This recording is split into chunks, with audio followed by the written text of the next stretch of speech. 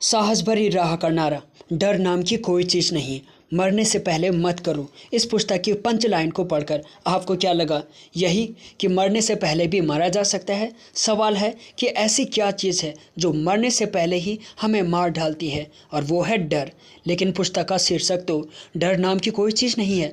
फिर जो चीज़ नहीं है उसमें इतनी शक्ति कैसे आ गई जो वो इंसान को मार देता है? बात साफ है कि जो चीज़ नहीं है आप उसे सच मानकर एनर्जी देते हैं, और जिस चीज़ को एनर्जी दी जाती है वो चीज़ बढ़ती जाती है। मतलब आप में इतनी शक्ति है कि जो है ही नहीं आप उसे पैदा कर सकते हैं, और जो है उसे मार भी सकते हैं। इशारा इस बात की ओर करता है कि कुदरत ने इंसान को साहस की अद्भुत शक्ति से नवाजा है, लेकिन डर जो है ही नहीं उस पर वो अपने ध्यान की दौलत लुटा रहा है उसे जीवित रखने के लिए। क्या आपने सिंदबाद जहाजी की 7 समुद्री यात्राओं के बारे में सुना या पढ़ा है? भयंकर विपत्तियों से भरे इन यात्राओं में अपनी जान को जोखिम में डालकर सिंदबाद ने अपनी चुनौतियों का बखूबी सामना किया। इन साहसिक कार्यों के दौरान बहुमूल्य हीरे जवाहरात भी प्राप्त किए। वो अरबपति बन गया। बेशुमार दौलत कमाने के साथ साथ साहस और हिम्मत की अंदरूनी दौलत हासिल कर उसने साबित किया कि डर नाम की कोई चीज़ नहीं होती है। एक जगह बैठे बैठे ये दौलत हासिल नहीं की जा सकती है, इसके लिए मैदान में उतरना पड़ता है। इस पुस्तक में सिंदबाज की 7 समुद्री यात्राओं के माध्यम से आपको निर्भयता से परिचित करवाया जा रहा है। यह पुस्तक आपको आपके मन की सतह से मन की तह तक ले जाएगी। आपके अंदर मन की तह में चेतना की असीम दौलत उपलब्ध है, जिसमें असंख्य हीरे मोती माणिक पड़े हैं। आपको उन्हें कमाना है। इसके लिए आपको भीतर के समुद्र में उतरना होगा, ऊंची ऊंची लहरों के संग जूझना होगा, ज्वार भाटा की स्थिति को समझना होगा, समुद्र की अतल गहराई में गोता लगाना होगा। फिर सागर आपका अपना होगा। उसमें होने वाली उथल पुथल का सामना तो आप कर ही लेंगे, बल्कि इस दौरान समुद्र मंथन की प्रक्रिया में आप सागरपति बन जाएंगे। हर लहर आपको कोई संदेश देगी, अवचेतना की दौलत से समृद्ध कराएगी। अब आपसे सवाल है, क्या आप सिंदबाज की तरह एक नई राह पर चलने के लिए तैयार है? और यदि हाँ, तो चलिए शुरुआत करते हैं। ऐसी राह जिसमें पुरानी राहें विलीन हो जाएं, पुरानी आदतें बह जाएं, एक नए तरीके से सोचने की आदत को विकसित किया जाए। इंसान की ये कमजोरी है कि वो चाहते हुए भी अपने पुराने संस्कारों से बाहर नहीं निकल पाता है। उसके मस्तिष्क में पहले से ही ऐसे रास्ते बन चुके होते हैं जो उसे बदलने नहीं देते हैं। ये हैं पुराने रास्ते। इंसान के शरीर की कार्य प्रणाली ही ऐसी होती है कि अब तक उसे जो भी सुरक्षा मिली है वो उसे बनाए रखना चाहता है, और अपने जीवन के अनुभवों से इंसान के मस्तिष्क में जो भी सुरक्षा के रास्ते बन जाते हैं वो उन्हें छोड़ना नहीं चाहता है। जब उससे कोई नया विचार आता है या वो स्वयं में कोई नई आदत डालने का प्रयास करता है तो मन तुरंत उसे मना कर देता है। आपके भीतर दूर दूर तक मन का सागर फैला हुआ है। इसकी गहराई में एक खजाना छिपा हुआ है। जब तक मन बंद है यानी कि सिकुड़ा हुआ है, तब तक आपको इस खजाने यानी कि मन की तमाम शक्तियों का एहसास नहीं होगा। खुले मन से ही कोई आश्चर्यजनक कार्य हो सकता है। खुला हुआ मन ही नई कल्पनाओं यानी कि तरकीबों के बारे में ग्रहणशील होता है। अगर आपका मन अलग और सकारात्मक और खुला हुआ नहीं है, अगर उसमें लचीलापन नहीं है, तो समझ लें आपको ज़रूरत है विचारों का ब्लड टेस्ट कराने की। जी हाँ, विचारों का ब्लड टेस्ट, जिससे पढ़कर आपको आश्चर्य हुआ होगा कि ये कैसे हो सकता है। मगर आज ये बात समझ लें कि विचारों का भी ब्लड टेस्ट करवाना आवश्यक होता है, वरना विचारों में कोई खराबी आ जाए तो वो आपकी शुद्ध सरल सहज अवस्था को तहस नहस कर देता है, आपको कुछ नया करने से रोक देता है। कहने का अर्थ है, विचारों में यदि द्वेष, ईर्ष्या, नफरत, वासना, डर, लोभ या अहंकार का वायरस घुस जाए तो विचारों का रक्त दूषित हो जाता है, जिसका सीधा असर आपके मस्तिष्क के स्वास्थ्य पर पड़ता है। क्योंकि जिस तरह रक्त आपके शरीर में प्रवाहित होता है, उसी तरह विचार आपके शरीर के हर हिस्से पर अपना प्रभाव डालते हैं। हालांकि रक्त तो सिर्फ आपके शरीर के अंगों में बहता है, मगर विचारों की तरंगें आपके शरीर, मन और मस्तिष्क में बहती है। इसीलिए अपने विचार रूपी रक्त को नकारात्मक संसर्ग से बचाना अति आवश्यक है। अगर आप ये रक्त शुद्ध रख पाए तो आप अपनी उच्चतम संभावनाओं को प्राप्त कर सकते हैं, वरना नकारात्मक विचारों और विकारों की मिलावट न सिर्फ आपका शारीरिक और मानसिक स्वास्थ्य दूषित करती है, बल्कि नए रास्ते पर चलने में रुकावट भी डालती है। पुराने रास्तों पर चलना कुदरत द्वारा बनाया गया सुरक्षा कवच है। शरीर को सुरक्षित रखने के लिए कुदरत ने ये सुरक्षा कवच बनाया है। इस वजह से इंसान नई आदत नहीं अपनाना चाहता है, जब तक कि इंसान के अंदर ये विश्वास नहीं जागता कि नए रास्ते भी सुरक्षित हो सकते हैं और ज़िंदगी के अंत तक बनाए जा सकते हैं। वो पुराने रास्ते ही अपनाना चाहेगा। सिर्फ इंसान के अंदर ही ये ताकत है कि वो उच्चतम संभावना की तरफ जा सकता है, लेकिन सुरक्षा मिलने के साथ वो कट्टर हो जाता है और अपनी आदतों को छोड़ना नहीं चाहता है। अब आपको इस सुरक्षा कवच को तोड़ना होगा, नई आदतें ढालकर एक नई ताकत जगानी है। ऐसा करते हुए पुराने रास्ते से आवाज़ आएगी, क्या ज़रूरत है ये सब कुछ करने की, अच्छा खासा जीवन चल रहा है, अगर करना ही है तो कल कर लेना। ये सब इतना स्वचालित होता है कि इंसान को पता ही नहीं चलता है। ये पुरानी राह यानी कि डर की पुकार है। जिस रास्ते पर आप बार बार आते जाते रहते हैं वो रास्ता पक्का हो जाता है, फिर उसी राह पर चलना आपको अच्छा और सुकून भरा लगता है। लेकिन ऐसा बिल्कुल भी नहीं होना चाहिए। जिससे पता चला कि इंसान की एक उच्चतम विकसित अवस्था है जहां पहुंचने के लिए नए रास्ते बनाने चाहिए, वो प्रयोग करता है। बार बार अभ्यास के साथ जो नया रास्ता बनाता है वो मुक्ति का रास्ता होता है, जिसे तलाशने का काम बाहर नहीं बल्कि अंदर करना होता है, क्योंकि भीतर सब कुछ उपलब्ध है, सिर्फ अज्ञान की झाड़ियों के पीछे रास्ता छिप गया है। आपने ये कहते हुए सुना होगा, रोड लेस ट्रेवल्स, और ऐसे रास्ते जिन पर लोग बहुत कम चले हैं। कम चलने की वजह से उन रास्तों पर कंटीली झाड़ियाँ उग जाती हैं और रास्ता दिखना बंद हो जाता है। मगर आप जानते हैं वहाँ का रास्ता जिससे होकर आपको गुजरना है, जो शुरुआत करते हैं उन्हें तकलीफ़ होती है और होश में भी रहना पड़ता है, लेकिन नियमित रूप से लंबे समय तक उस रास्ते पर चलते चलते झाड़ियाँ छट जाती हैं और रास्ता प्रकट हो जाता है। ठीक इसी तरह आपको अपने अंदर ऐसे ही रास्ते ढूंढने और तलाशने हैं। इस कार्य में आपकी मदद करेगी ये पुस्तक। शुरुआत में इंसान नया रास्ता स्वीकार नहीं करता है और स्वयं को नए रास्ते पर चलने की अनुमति नहीं देता है, और साथ ही अपनी पुरानी सोच को पहचान भी नहीं पाता है। आज ये पढ़कर आप प्रशिक्षित हो रहे हैं, हर वक्त जागृत रहकर अपने विचारों को पहचानना सीख रहे हैं। अब देखते हैं कुछ ऐसे विचार जो कायरता की पुरानी राह से आते हैं। इतनी जल्दी भी क्या है, काम तो होता रहेगा। इतना सारा काम अकेले मुझे नहीं करना होगा। मुझे कोई जोखिम नहीं उठाना है, कहीं असफल ना हो जाऊं। रोज़ रोज़ कसरत कौन करे। अब आपको पुरानी राह से आने वाली इस तरह की आवाज़ों को पहचानना है, साथ ही आपको अपना रास्ता खुद चुनकर उस पर चलना है। एक बात ध्यान रखें, दूसरों का चुनाव देखकर अपना चुनाव न बदलें। कई बार हम दूसरों की गलतियां देखकर अपना रास्ता छोड़ देते हैं, दूसरों का चुनाव देखकर अपना चुनाव बदल लेते हैं। आपको पहले पक्का करना चाहिए कि आपने कौन सा रास्ता चुना है। मरे हुए शेर से बेहतर है जिंदा कुत्ता।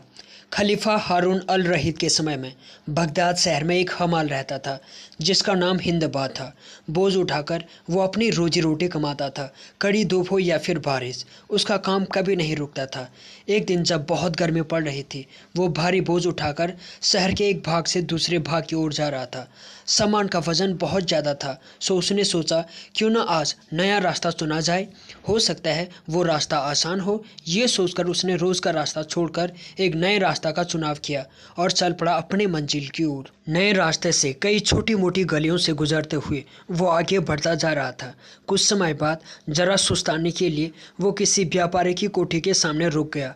जैसे ही वो रुका, उसे भीतर से मधुर संगीत सुनाई दिया। सुस्ताते हुए उसने जैसे ही एक लंबी सांस ली तो हवा के झोंके के साथ उसे भीनी भीनी खुशबू आने लगी।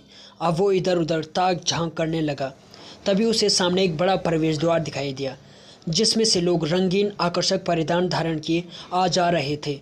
उसकी उत्सुकता और बढ़ गई, सो उसने दरवाजे के भीतर झांक कर देखा। भीतर उसे एक भव्य बगीचा दिखाई दिया जहाँ सुंदर सुंदर फूल अपनी सुगंध बिखेर रहे थे, साथ ही पेड़ों पर रंग बिरंगी पक्षी चहचहा रहे थे। इस तरह इतने सारे बाहरी आकर्षणों से हिंदबाद की सभी इंद्रियां उत्तेजित हो उठी। वहां से गुजरते हुए एक इंसान ने हिंदबाद से पूछा, ये किसकी कोठी है, इसका मालिक कौन है, यहाँ क्या चल रहा है। उस इंसान ने जवाब में कहा, आश्चर्य है, तुम यहाँ के निवासी होते हुए भी तुम्हें मालूम नहीं, ये बगदाद के सबसे प्रसिद्ध और अमीर इंसान की कोठी है। उत्सुकतावश हिंदबाद ने पूछा, कौन, वो कौन है, क्या नाम है उसका। इंसान ने जवाब दिया, उसका नाम है सिंदबाद जिहाजी, जो लाखों नहीं बल्कि करोड़ों की संपत्ति का मालिक है। नाम सुनते ही हिंदबाद ने अपनी दोनों बाहें आकाश की ओर उठाई और ईश्वर को कोसते हुए कहने लगा, हे संसार को बनाने वाले और पालन करने वाले, यह कैसा अन्याय है। क्या फ़र्क है हम दोनों में। उसका नाम सिंदबाद है और मेरा नाम हिंदबाद। सिर्फ 100 और 100 का ही तो फ़र्क है, लेकिन किस्मत में तो ज़मीन आसमान का फ़र्क कर दिया तूने।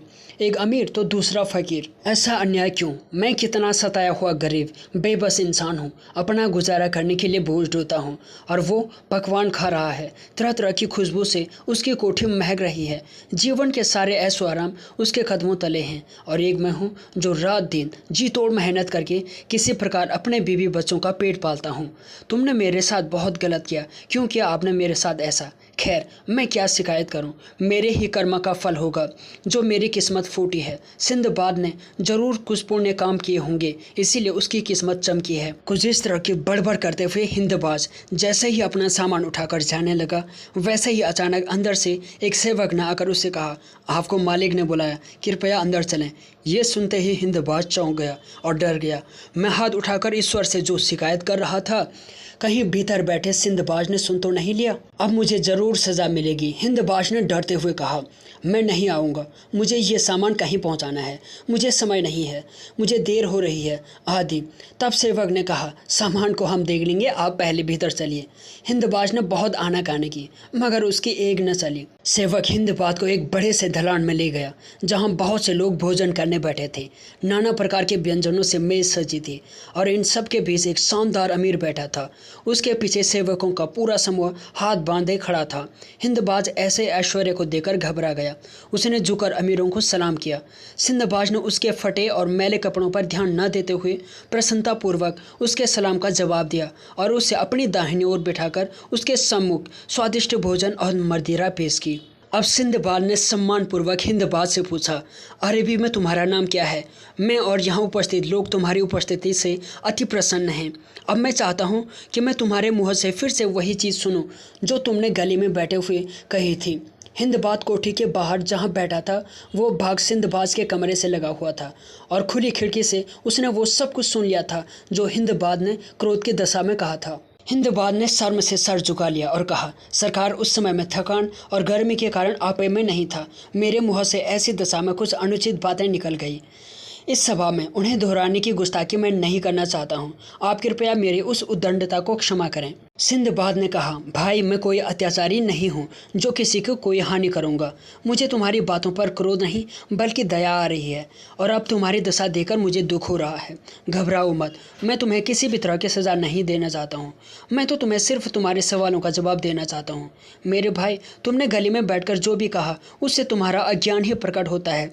तुम समझते हो कि ये धन दौलत और ऐशो आराम मुझे बगैर कुछ किए धरे ही मिल गया है, तो ऐसी बात बिल्कुल भी नहीं है। तुम ईश्वर से जो शिकायत कर रहे थे कि तुम पर अन्याय हुआ है, किस्मत की वजह से सिंदबाद इतना अमीर आदमी बन गया है, तो ऐसा बिल्कुल भी नहीं है। तुम्हें लगता होगा कि ये अवस्था मुझे परोसकर मिल गई है, मगर तुम नहीं जानते कि मेरा जीवन किन किन भयानक घटनाओं से होकर गुजरा है।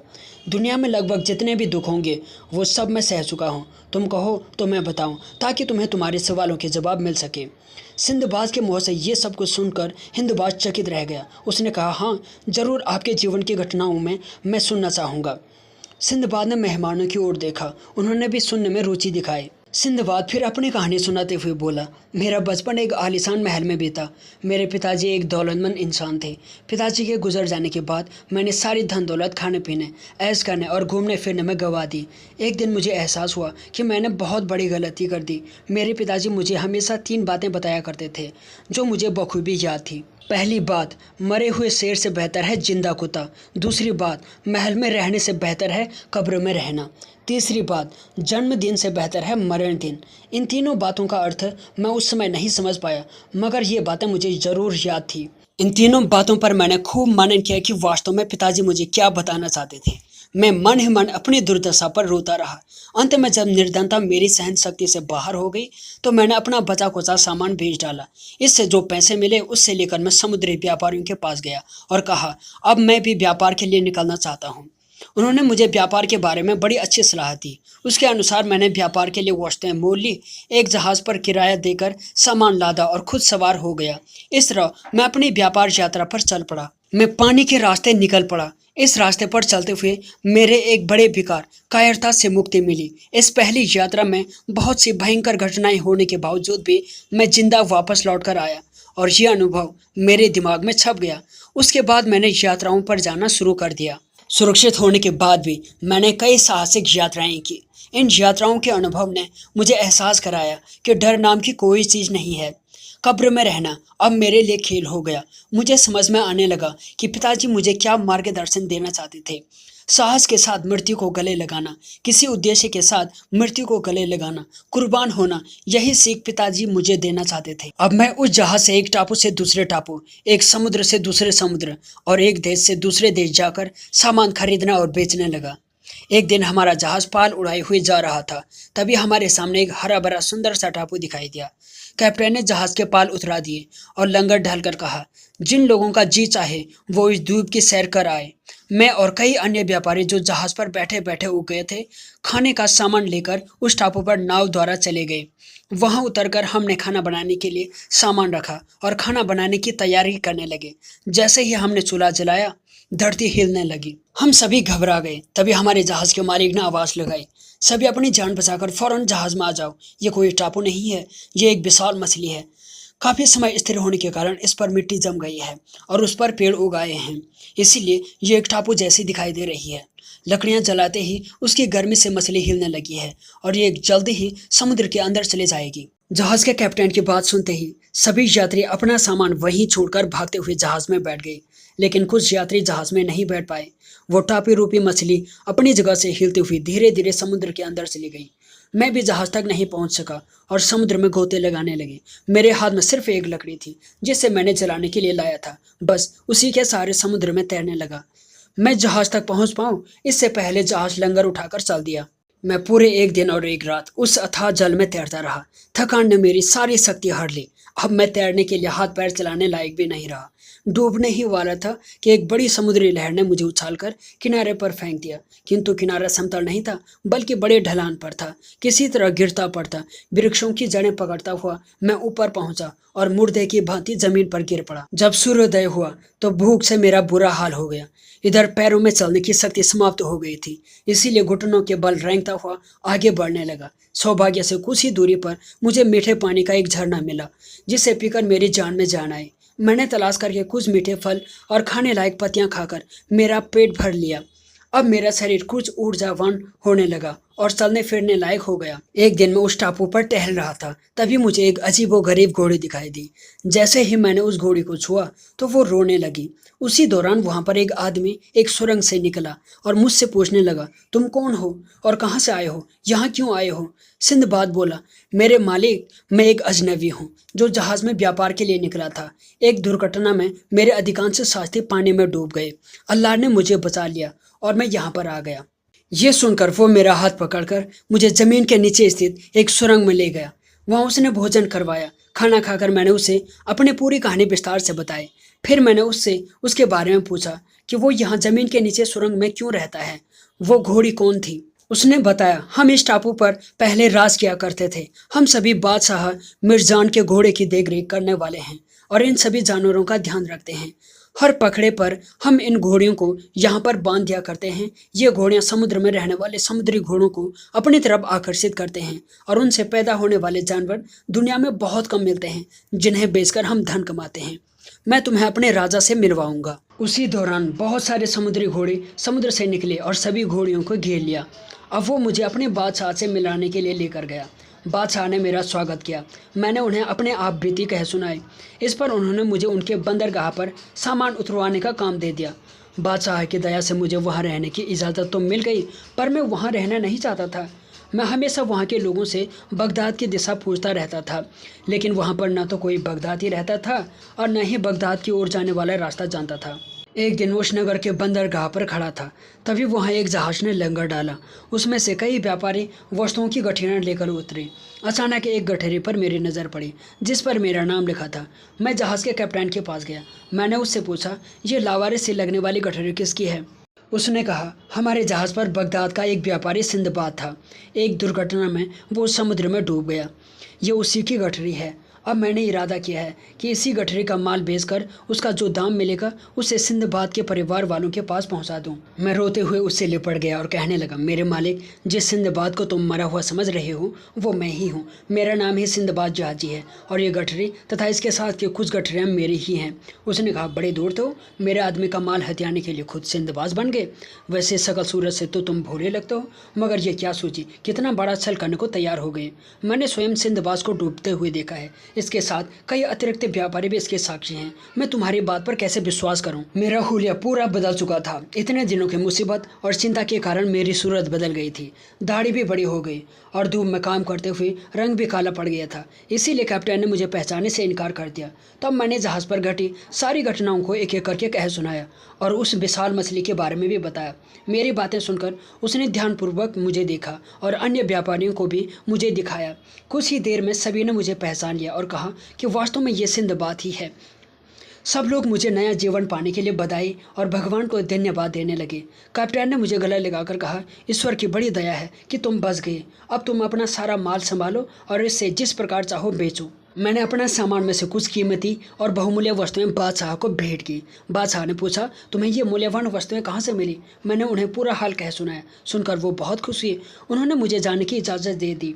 इस तरह जहाज़ में बैठकर मैं अपने शहर बगदाद लौट आया और मेरी पहली यात्रा समाप्त हो गई।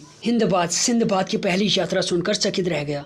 वो सिंदबाद के बारे में क्या सोच रहा था और क्या निकला। उसने सिंदबाद से निवेदन किया कि वो उसकी अगली सभी यात्राएं सुनना चाहता है।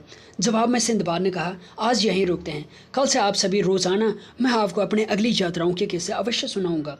इतना कहकर सिंदबाद ने हिंदबाद को खर्चे के लिए 400 रुपये देकर विदा किया। एलोन मस्क कहते हैं, चलो कुछ अलग सोचते हैं और एक ऐसी संस्कृति विकसित करते हैं जहां अच्छी सोच को प्रोत्साहन मिले और असफल होने को ठीक समझा जाए। एलोन मस्क कहते हैं, जब मैं कॉलेज में पढ़ाई करता था तब मैं उन चीज़ों को करना चाहता था जो इस दुनिया में बदलाव लाए और आज मैं वो सब कुछ कर रहा हूँ। छोटी सोच क्या होती है? मुझे लगता है कि ये वास्तव में अपने दिमाग की एक मानसिकता होती है और कुछ नहीं। डिसीजन आपको लेना है। मेरा मानना है कि पृथ्वी पर जीवन सिर्फ समस्याएं सुलझाने से बढ़कर होना चाहिए।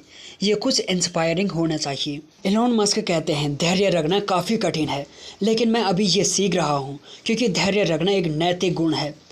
पहले आपको ये मानना होगा कि सब कुछ संभव है, उसके बाद संभावना घटित होंगी। जिद्दी होना भी ज़रूरी है। आपको तब तक हार नहीं माननी चाहिए जब तक आप हार मानने को मजबूर ना हो। यदि आप सुबह उठते हैं और सोचते हैं कि यह दिन आपका सबसे अच्छा दिन होने वाला है तो वो ज़रूर होगा। लोगों को इस बात का पता करना चाहिए कि वो किस चीज़ के बारे में भावुक हैं। इससे उन्हें बहुत ज़्यादा कुछ हासिल होगा। कहते हैं कि नासा में असफलता के लिए कोई जगह नहीं है। असफलता यहाँ एक विकल्प है। अगर कोशिश असफल नहीं हो रही है यानी कि आप पूर्ण रूप से कोशिश नहीं कर रहे हैं। लगातार कोशिश करते रहिए कि आप बेहतर काम कैसे कर सकते हैं और खुद से प्रश्न पूछते रहिए। मुझे लगता है कि ये एक सर्वश्रेष्ठ सलाह है। एक कंपनी तभी महान बन सकती है जब उसके प्रोडक्ट महान होंगे। एलोन मस्क कहते हैं, मुझे लगता है कि एक फीडबैक लूप का होना बेहद ज़रूरी है, जहां आप लगातार सोचते हैं कि आपने क्या किया और आप उससे अच्छे ढंग से कैसे कर सकते हैं। अपने लक्ष्य को प्राप्त करने के लिए आपको प्रेरित होना होगा, वरना आप खुद को दुखी कर लेंगे। अगर आप कोई अच्छी चीज़ बनाना चाहते हैं तो इसके लिए आपको बहुत कठिन परिश्रम करना होगा। उस चीज़ में वो हर चीज़ खोजिए जो गलत है और उसे सही कीजिए। कोई ऐसा काम जो आपके लिए महत्वपूर्ण है तो आपको उस कार्य को करना ही चाहिए, भले ही हालात आपके फेवर में ना हो। कुछ कर गुजरने के लिए आपको काफ़ी प्रेरित होना होगा, अन्यथा आप हमेशा दुखी ही महसूस करेंगे। लोग तब बेहतर काम करते हैं जब वो जानते हैं कि लक्ष्य क्या है और क्यों है। ये ज़रूरी है कि लोग सुबह काम पर आने के बारे में सोचें और अपना काम एंजॉय करें। एलोन मस्क कहते हैं, मेरी सभी कंपनियों के लिए मेरा मोटिवेशन ऐसी किसी चीज़ में शामिल होने का रहा है जो दुनिया पर सार्थक असर डाले। आपको चीज़ों को बस इसलिए नहीं करना चाहिए क्योंकि वो अलग हैं, उनका बेहतर होना भी ज़रूरी है। मुझे लगता है कि साधारण लोगों के लिए असाधारण होने का चयन करना संभव है। लंबे समय तक नाराज़ रहने के लिए ज़िंदगी बहुत छोटी है। आपको एक छोटे बच्चे के रूप में बस सवाल पूछते रहना चाहिए। यदि आप एक कंपनी बनाने का प्रयास कर रहे हैं तो ये एक केक बनाने की तरह है। आपको सभी सामग्री सही मात्रा में डालनी होगी। एलोन मस्क कहते हैं, मैंने टेस्ला या स्पेसएक्स की शुरुआत बड़ी सफलता की उम्मीद से नहीं की थी, बस मुझे लगा कि वो इतने महत्वपूर्ण हैं कि मुझे करना चाहिए। एलोन मस्क कहते हैं, जमकर काम करो। मेरा मतलब है कि आपको हफ्ते में 80 से 100 घंटे काम करना चाहिए। इससे सफलता की संभावना बढ़ जाती है।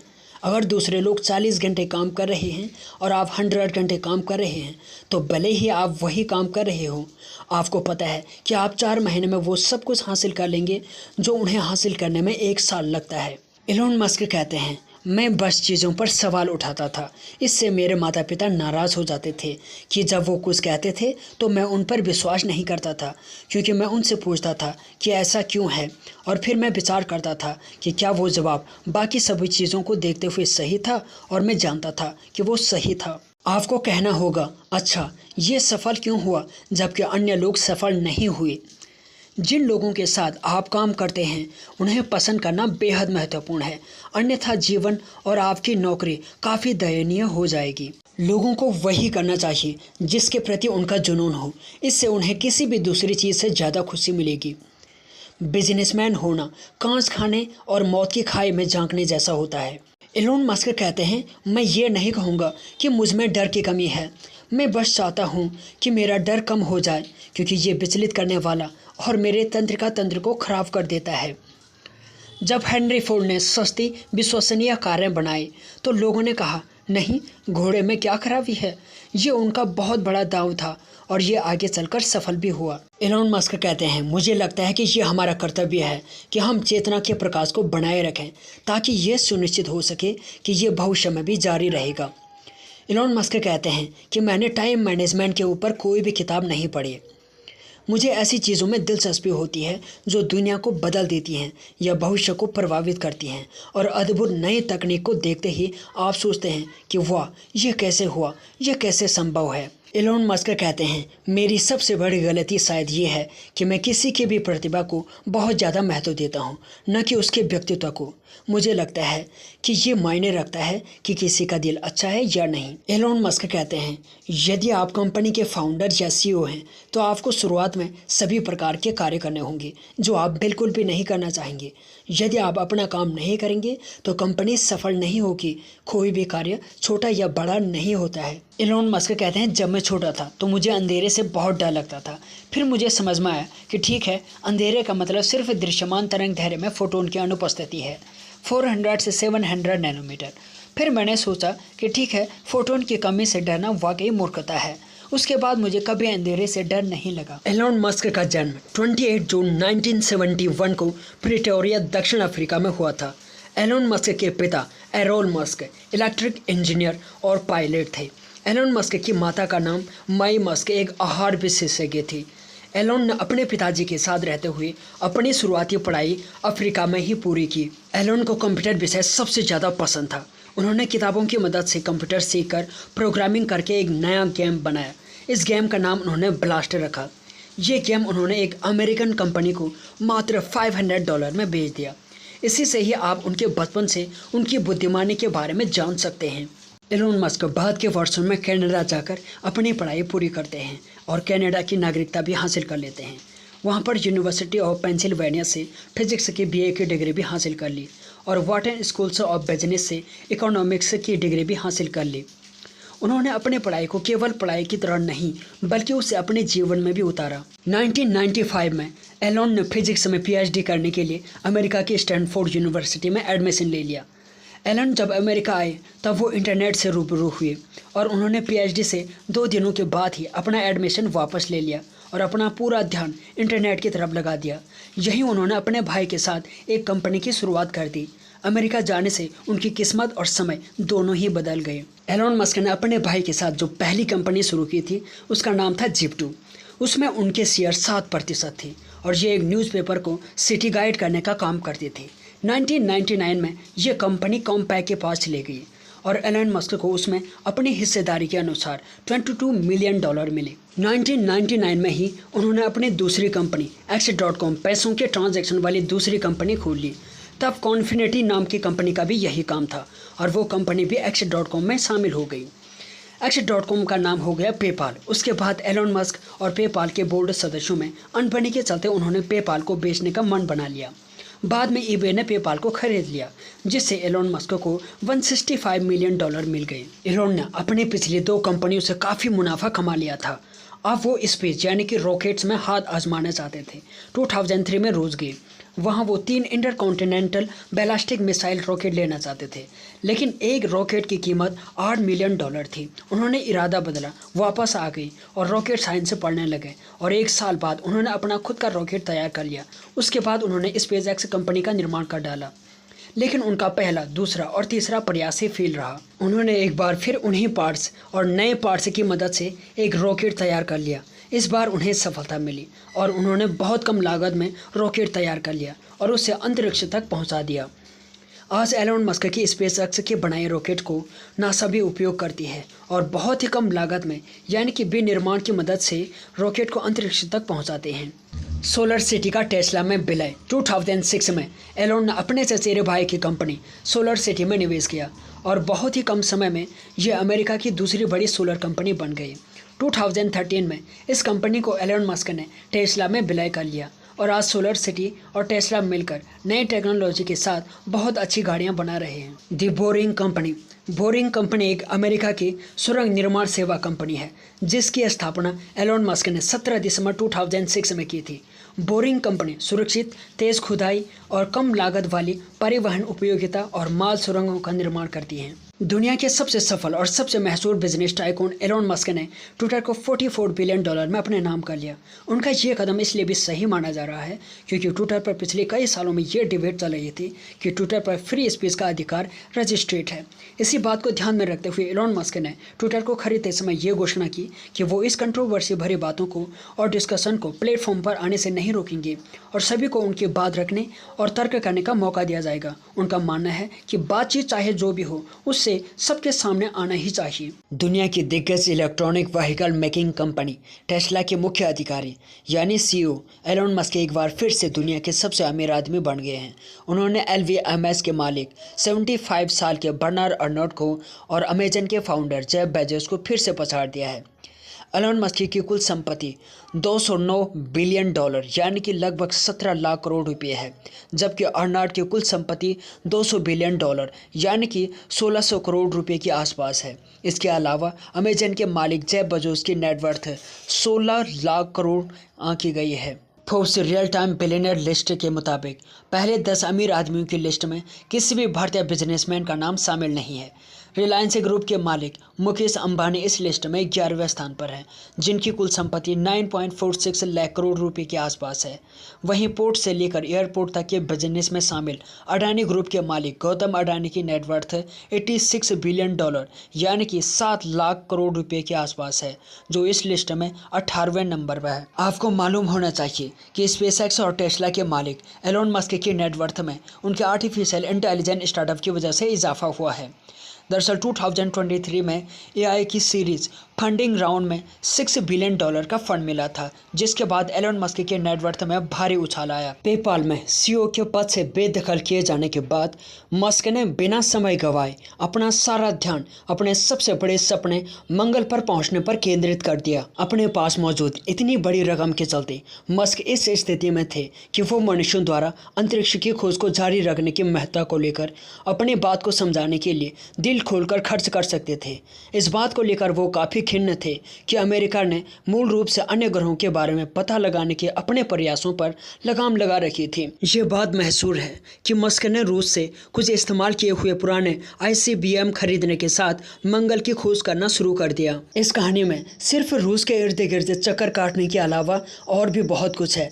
2001 में एलोन मस्क बहुत कुछ ऐसा करना चाहते थे जो ये साबित कर सके कि मानवता एक बहुग्रहीय प्रजाति बन सकती है। वो अब भी उस वाक्यांश को इस्तेमाल करते हैं। वो इस काम को अपने पैसों से करना चाहते थे और उनका इरादा मंगल ग्रह पर चूहों की एक बस्ती को बेचने का था।